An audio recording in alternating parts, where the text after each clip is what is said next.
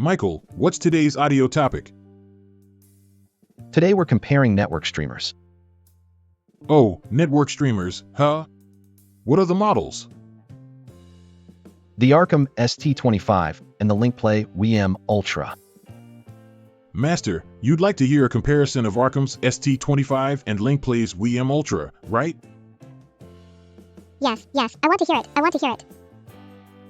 Did the sound differ between the two? Since they're in different price ranges, the sound was quite different. I see. What equipment did you use? The music source was Cobus, the amplifier was the SM Cell PA400, and the speakers were the B&W 805D4. I compared the network streamers using the ARCAM ST25 and the Linkplay WiiM Ultra. What are the prices of the two units? The ST25 is $1,650 and the WiiM Ultra is $329. That's quite a price difference. The ST25 is in the mid-range price bracket, while the WiiM Ultra is in the entry-level bracket. What about the spec sheets? Here are the spec sheets. Since detailed specs for the ST25 haven't been released, let's compare the two as best we can. The ST25 uses ESS's ES9027 Pro DAC chip, while the WiiM Ultra uses the ES9038 Q2M. Both use ESS DAC chips, but is there a difference in performance? The ES9027 Pro in the ST25 and the ES9038 Q2M in the WiiM Ultra are both ESS DAC chips, but there are significant differences in their design generations and intended grades. The main differences are the following 3 points. First, the gap between the Pro series and the Q2M mobile series. ESS chips can be broadly divided into two main lines. ES9027 Pro series. This is a high-end chip designed for studio equipment and high-end desktop audio systems. It offers high power supply capacity and has the headroom to handle intricate audio designs. ES9038 Q2M mobile series. The Q2M series is optimized for mobile and small devices. While it offers both low power consumption and high performance, it falls slightly short of the Pro series, which is dedicated to stationary systems, in terms of analog circuit output and design flexibility. Second, number of internal channels and noise reduction. The number of channels each chip can process internally differs. The ES9027 Pro is an 8-channel DAC. Therefore, in stereo devices like the ST25, 4 DAC circuits are luxuriously allocated to each channel and combined. This allows the noise to cancel each other out, achieving a high signal-to-noise ratio against an overwhelmingly quiet background. The ES9038 Q2M is a 2-channel DAC, so it processes the left and right channels using 1 circuit each. While the ES9038 Q2M has high numerical specifications, it cannot employ the same physical approach as the Pro series, which combines multiple circuits to enhance accuracy. Third, architecture generation. The generations of ESS's proprietary distortion reduction technology, Hyperstream, differ. The ES9027 Pro is the 4th generation, known as Hyperstream 4, and is a new design announced in 2022. It offers improved resistance to minute jitter during the conversion of digital signals to analog, resulting in a more natural and smooth sound quality. The ES9038 Q2M is the 2nd generation, known as Hyperstream 2. It's a mature, well-established design that has been highly regarded for several years, but it belongs to the older generation. I see. Since the DAC chips are on different levels, it makes sense that the sound they produce is different too. Exactly. Next, let's talk about the power supply circuits. The ST25 uses a linear toroidal power supply, while the WiiM Ultra uses a switching power supply. Does a linear power supply sound better? You can't say that across the board, but generally speaking, linear power supplies tend to sound better. There's a crucial difference between linear and switching power supplies that directly affects sound quality. What is it? Let me explain the difference between linear and switching power supplies. First, let's talk about linear power supplies. linear power supplies use traditional, heavy transformers. In terms of sound quality, they are generally known for producing solid bass, smooth and natural texture, and depth of sound. The advantage is that they don't generate high-frequency noise, switching noise. A key feature is that they are less likely to cause piercing high frequencies. The downside is that they are inefficient and generate heat. Additionally, because they require large transformers, the enclosures tend to be bulky and heavy. Next, let's look at switching power supplies.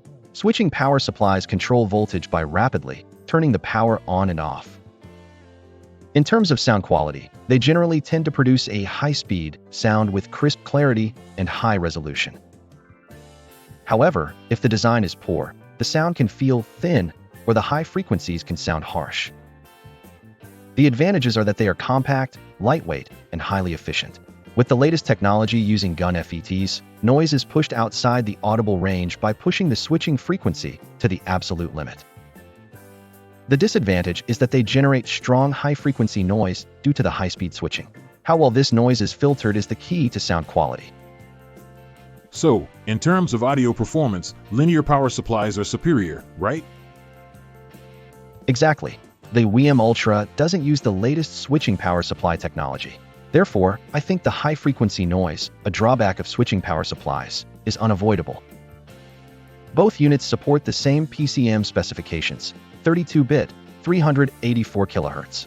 For DSD, the ST25 supports DSD 256, while the WiiM Ultra supports DSD 512.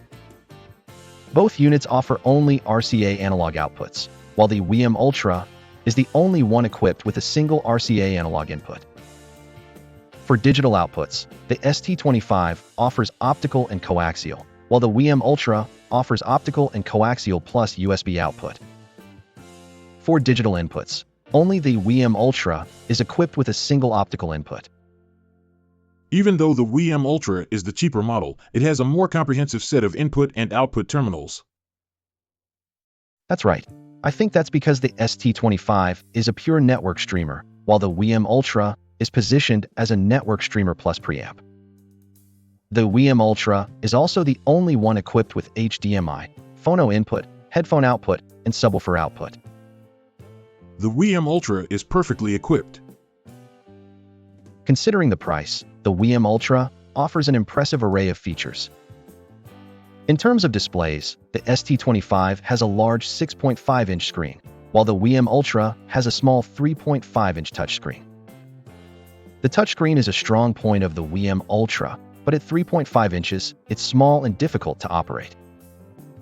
In terms of size, the ST25 measures 432 by 329 by 99 millimeters, while the WiiM Ultra measures 211 by 200 by 72 millimeters, a significant difference.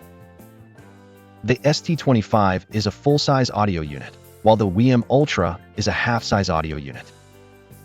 The ST25 weighs 5 kilograms, and the WiiM Ultra weighs 1.4 kilograms.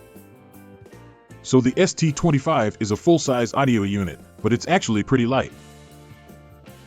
That's right. Considering how it looks, the ST25 is much lighter than you'd expect.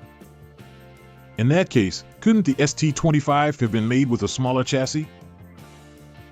We don't have images of the inside of the ST25 chassis, but given that it weighs only 5 kilograms, there must be plenty of empty space inside. So, physically speaking, it would likely be possible to fit it into a half-size or even smaller chassis. Nevertheless, the fact that the ST25 deliberately adopts a full-size design suggests there are clear intentions regarding sound quality and practicality. Let's list 4 reasons for this.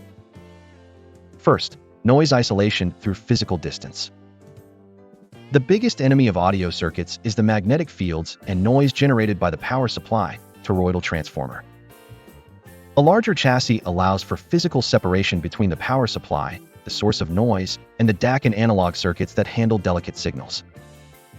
By avoiding overcrowding and arranging the circuits with ample space, interference, crosstalk, between signal lines is minimized. Second, thermal management, natural air cooling. Linear power supplies, toroidal transformers, are characterized by low efficiency and a tendency to generate heat. By enlarging the overall chassis and increasing the internal air volume, the ST25 can efficiently dissipate heat without the use of fans. Furthermore, since continuous exposure to heat can affect the lifespan and sound quality of internal circuits, intentionally leaving space directly contributes to sound stability. Third, stacking with other equipment. The ARCAM Radius series, to which the ST25 belongs, also includes the A25 integrated amplifier. The A25 is also full-size. Therefore, matching the sizes of the amplifier and the network streamer creates a sense of visual unity when they are stacked. Fourth, visibility and usability. To accommodate the 6.5-inch high-resolution display, a major feature of the ST25, a certain amount of front panel space is required. I believe these are the reasons why the ST25 adopts a full-size design. I see. So there are many benefits to a larger network streamer. How do the two actually sound? Since there's a significant price difference between the two, the sound is quite different. The ST25 lets you enjoy music at a leisurely pace with a vast soundstage. In contrast, while the WiiM Ultra has high resolution, its sound is more like a miniature garden. The sense of scale is completely different between the two. Which one do you prefer, Michael? The ST25. The WiiM Ultra has more input-output options and a more user-friendly app, but if we're judging purely on sound quality, the ST25 is overwhelmingly superior. That said, the WiiM Ultra is fantastic for an entry-level model, and I should add that adding a DAC can dramatically improve its sound quality. I see. I learned a lot today about these two network streamers with such a price difference. Master, wasn't today's network streamer comparison interesting? Yes, interesting. If you enjoyed this video, please give it a thumbs up and subscribe to the channel.